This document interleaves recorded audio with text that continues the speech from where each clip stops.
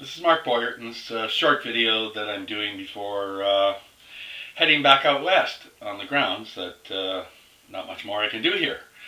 I went to the American border, and again, there was no deep desire by authorities to arrest me, yet they still persist that they are not going to address my identity issue.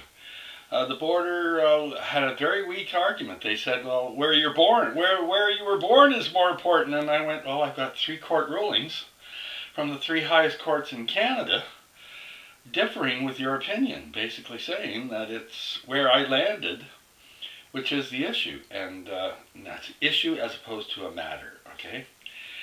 Births and deaths are issues.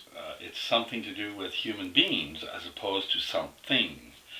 And the border, Homeland Security are correct in saying that there's no such thing as a free man on the land. But the bottom line is there's someone called a free man on the land. And she's right, there's no such thing as a free man on the land because we're not things. And that's a fundamental, okay? Bottom line is, if, as I expressed to the people in authority, if they don't fix this, they've approved state-sanctioned slavery. Because right now your birth certificate is sold to a bank, technically, who holds it as collateral. But this one here is being held by the state. And that's a completely different issue. Okay? And the people at the Homeland Security saw what I was getting at, okay? And basically what I'm trying to do is instill some deep economic and political changes. And it's called Paradise on Earth. It's an indirect way to get there, but what can I say? Reality check is everything was in place for me to be taken out of the way and caused all, and we've had some massive solar flares that came to Earth. In the last, the day after I did this, there was a massive solar flare that could have been a lot worse, but didn't materialize. And what can I say? I'm saying flat out that all kinds of prophecies, at least the ones that are in doubt, that I'm pushing the buttons on, all sound like solar flares.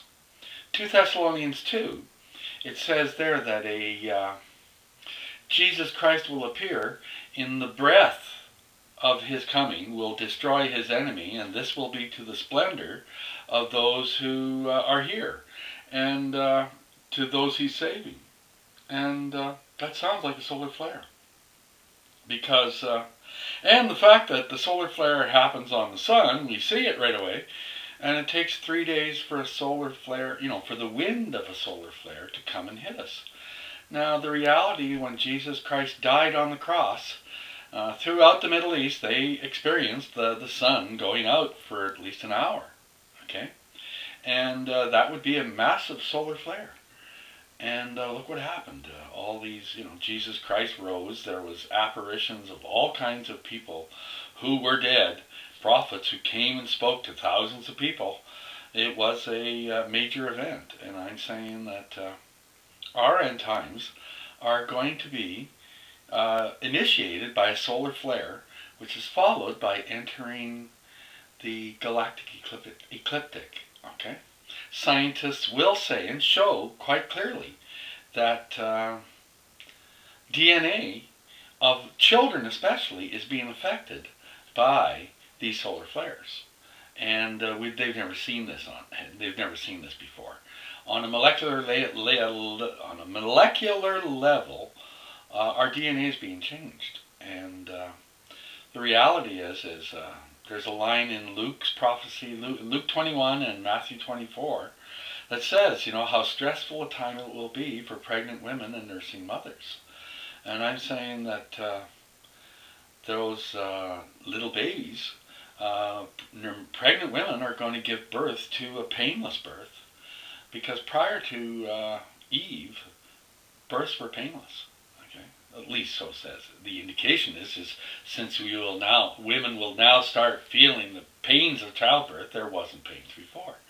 Also, you know, a little baby will be breastfeeding on her mother, and the baby will become a sentient being in a flash, literally from the sun, okay, and take off and become soldiers for the end times.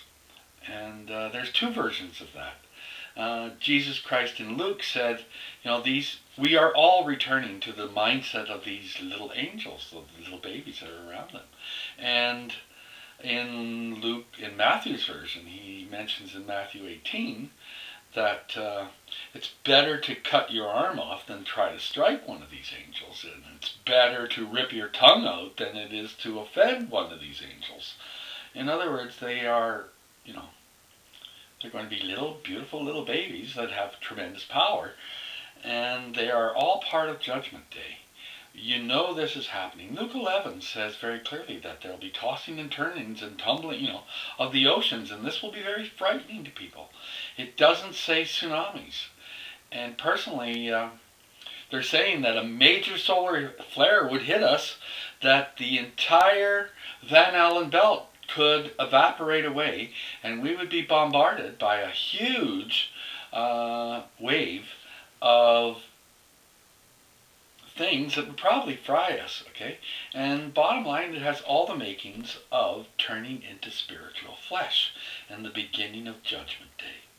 And look into solar flares. I wrote an article on it a couple of weeks back, and it's well worth looking into. I have found 5 or 6, or at least 6 prophecies that all can be explained as solar flares. And that's a good thing.